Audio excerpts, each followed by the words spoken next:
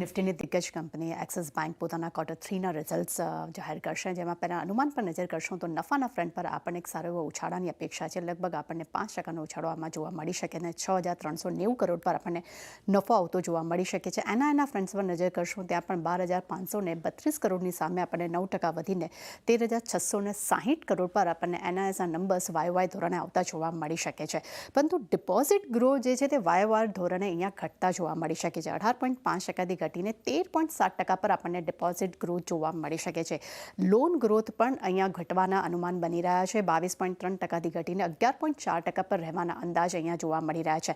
સૌથી ઇમ્પોર્ટન્ટ છે એનપીએસ. તો ગ્રોસ એનપીએમાં પણ અહીંયા ઉછાળો આવી શકે છે. 1.4%થી વધીને 1.5% QOQ ધોરણે ગ્રોસ એનપીએ વધી શકે છે. નેટ એનપીએ પણ 0.3%થી વધીને 0.4% પર રહેવાના અંદાજ અહીંયા હાલમાં જોવા મળી રહ્યા છે.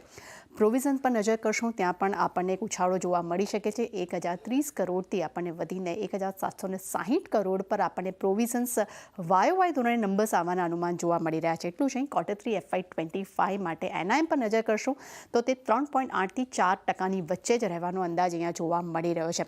સૌથી ઇમ્પોર્ટન્ટ એ છે કે અગર જો પ્રોવિઝન વધે છે તો ખાસ કરીને અર્નિંગ્સ ગ્રોથ પર એની અસર જોવા મળી શકે છે. અર્નિંગ ગ્રોથ ધીમો પડી શકે છે અને નબળા ક્રેડિટ ગ્રોથથી વ્યાજ આવક ગેઇન છે તેમાં પણ એક મર્યાદા જોવા મળી શકે છે.